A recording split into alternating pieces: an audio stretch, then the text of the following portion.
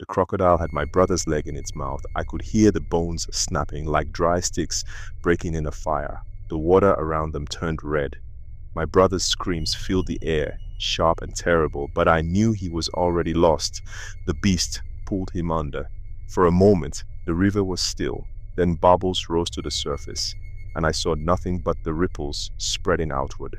My brother was gone. That was the day I swore I would kill the crocodile. My name is Juma. I was only 16 when the crocodile came to our village. It was not an ordinary crocodile. It was bigger than any we had seen before, with dark, scarred skin and yellow eyes that seemed to glow even in daylight. It did not fear us. It waited by the river, watching, waiting. At first, it took only animals, goats, dogs, even a cow. Then, it started hunting people. My brother Amani was the fourth person to die. After his death, the village fell into fear. Women cried, children clung to their mothers, and the elders whispered among themselves. Some wanted to leave the village. Others believed the crocodile was a demon sent by the gods to punish us. The elders called a meeting. They sat in a circle beneath the old baobab tree, their faces full of worry. "We must stay away from the river," one of them said. "We will find another place to get water." But my mother shook her head. "The river is our life," she said. "Where else will we go?" No one had an answer. The river was everything to us. We drank from it, we washed in it, we fished in it. Without the river, we could not live. But with the crocodile, we could only die. That night, I sat outside our hut, sharpening my spear. My mother watched me with sad eyes. "You are not a hunter, Juma," she said. "I have to do this," I told her. She sighed but said nothing more. I did not sleep that night. Before dawn, I went to see Baba Ochieng, the oldest hunter in our village. He had killed many animals in his life, lions, leopards, even crocodiles. I needed his wisdom. "Baba," I said, kneeling before him, "tell me how to kill a crocodile." The old man studied me for a long time. Then he said, "Crocodiles are patient. They watch before they attack. If you want to kill it, you must trick it." "How?" I asked. "You must make it think it is hunting you. But really, you are hunting it." I thought about his words as I walked back home. The crocodile was smart, but I would be smarter. The next morning, I put my plan into action. I took a goat from our pen and tied it to a tree near the river. Then, I hid in the bushes, holding my spear. The sun rose, making the air thick and hot. Flies buzzed around the goat as it cried, pulling at its rope. I waited and waited. Then, the water moved. Slowly, the big crocodile rose from the river. Its dark skin glistened in the sun, covered in old scars. Its eyes burned yellow, locked onto the goat. It opened its mouth, revealing rows of sharp teeth. It moved toward the goat. This was my chance. I gripped my spear tight and threw it with all my strength. The spear struck its eye. The crocodile roared, shaking the trees. It thrashed wildly, knocking over the goat. Blood poured from its face, but it did not die. Instead, it turned and slipped back into the water. For a moment, I thought I had lost it. But then I remembered something Baba Oching had once told me. Crocodiles have caves beneath the water. That is where they hide their food. If you want to kill one, sometimes you must follow it to its home. I hesitated, but I knew what I had to do. I took a deep breath and dove in. The river was colder than I expected. Dark, silent. I opened my eyes, searching for movement. The water burned, but I saw it. A deep hole in the riverbed, leading into darkness. The crocodile's cave. I swam inside. The tunnel twisted and my lungs screamed for air, but I kept going. Then I saw it. The crocodile lay inside the cave, bleeding but alive. Bones were scattered around it. Goat bones, cow bones, human bones. My brother's bones could be there too. Rage filled my chest. I gripped my spear tighter and pushed forward. The crocodile saw me too late. I thrust the spear into its throat, twisting hard. The beast thrashed. Water swirled around us. It snapped its jaws, missing my face by inches. I stabbed again, deeper this time. The crocodile shuddered. Its body went limp. It was dead. I swam back to the surface, gasping for air. The village had gathered by the river, their faces filled with fear and hope. When they saw me climb onto the shore, covered in mud and blood, dragging the crocodile's body behind me, they cheered. That night, we burned fires and sang songs of victory. The elders praised me, the women danced, the hunters patted my back. But I did not feel like a hero. Later that night, when the celebration had ended and the village was quiet, my mother sat beside me. "You are brave," she said, holding my face in her hands. "Like your brother." I nodded, but I did not speak, because when I closed my eyes, I did not see victory. I saw the dark cave beneath the river and the bones left behind. For weeks, I could not sleep. Every time I closed my eyes, I was back in that underwater cave, surrounded by bones. My people called me a hero, but inside, I felt empty. I had killed a beast, but I could not bring my brother back. One evening, as I sat alone by the river, Baba Ochieng came to me. "You are troubled," he said. I nodded. "You have done something great, Juma," he continued. "But I see it in your eyes. You are still lost in the past." I looked at him. "How do I move on?" Baba Ochieng sighed. "By honoring the dead, not just remembering them." His words stayed with me. The next morning, I went back to the river. I stood on the shore, staring at the place where my brother had been taken. Then, I waded into the water. I swam deep, back to the entrance of the crocodile's cave. The darkness welcomed me, but this time, I did not feel fear. Carefully, I gathered the bones I could carry, the remains of my brother, the others who had been lost. I took them back to the village where we gave them a proper burial. That night, for the first time since Amani died, I felt at peace. I still saw the cave in my dreams, but now the bones no longer called out to me. The days after the burial felt strange. The village still whispered my name, still called me a hero, but I felt different, lighter, as if a great weight had been lifted from my chest. For the first time in weeks, I could breathe, but the river was still quiet, too quiet. People no longer fetched water alone. No one dared to fish by the banks, even though the crocodile was dead. Fear still lingered like a ghost. It sat in our minds, in our hearts, reminding us of what we had lost.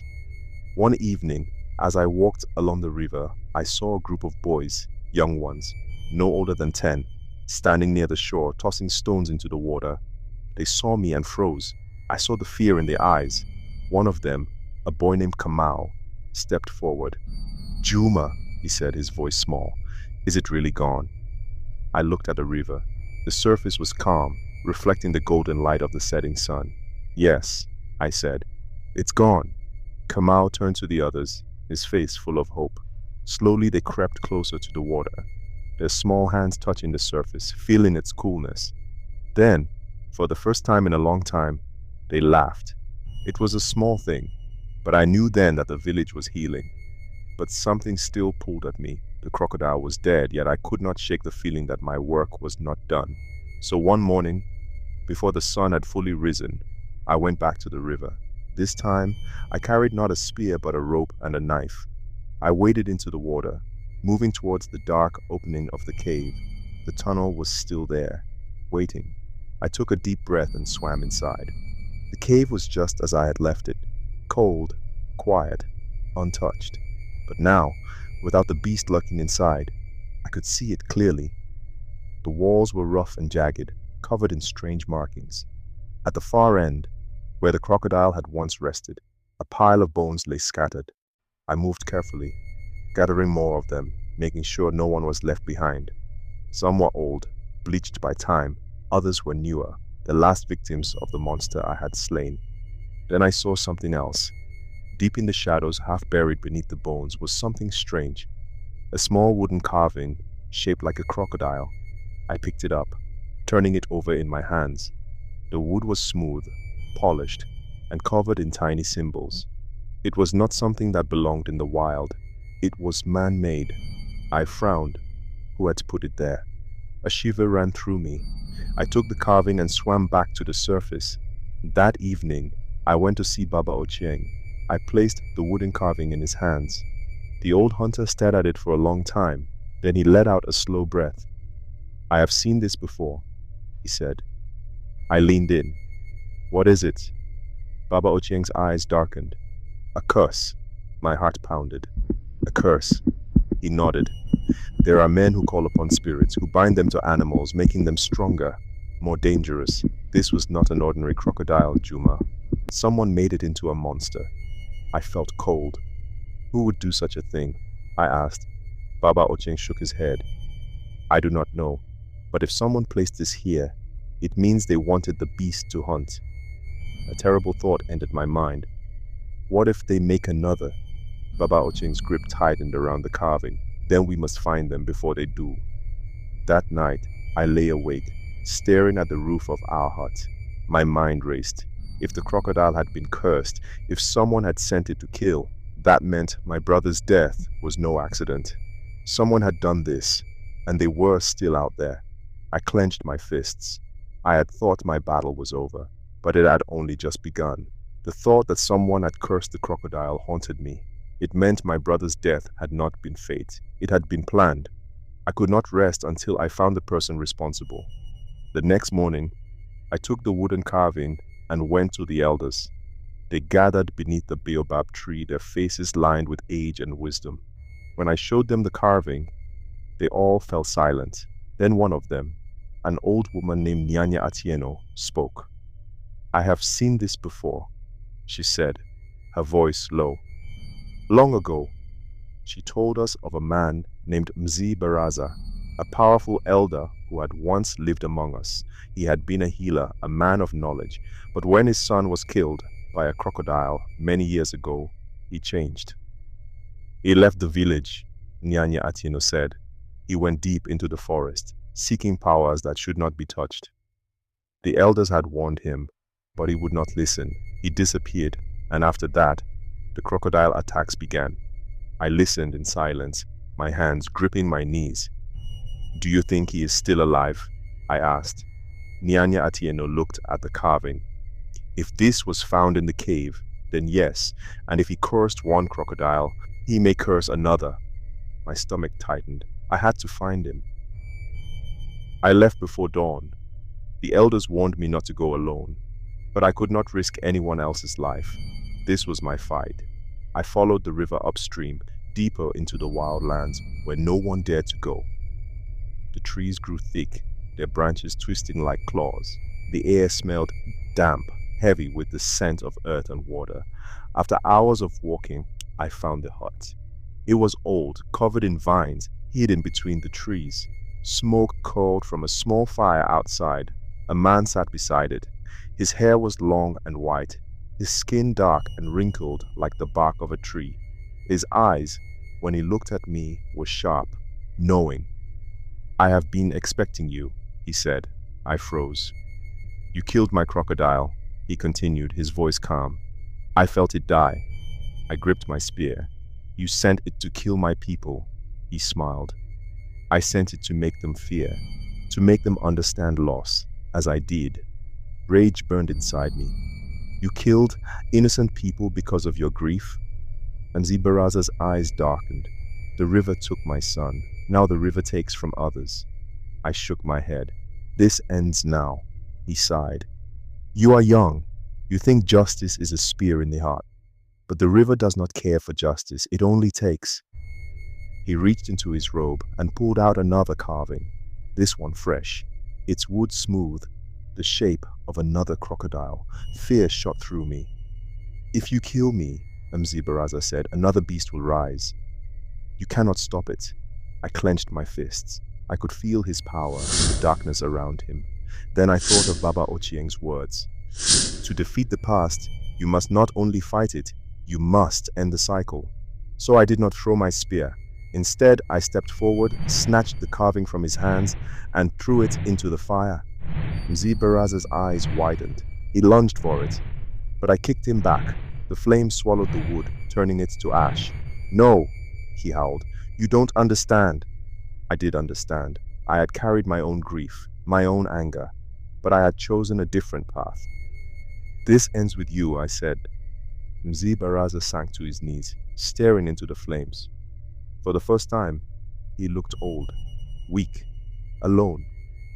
I turned and walked away, leaving him with nothing but his own darkness. When I returned to the village, the river was quiet, the fear was fading. The people no longer whispered of monsters in the water, and for the first time since my brother's death, I felt free. That night, as I sat with my mother, she took my hands in hers. "You have avenged Amani," she said. I shook my head. "No," I said. "I have made sure no one else will lose a brother." She smiled, her eyes shining. "That is the greatest victory of all." The river still flowed, deep and endless, but it no longer carried the weight of death, and neither did I.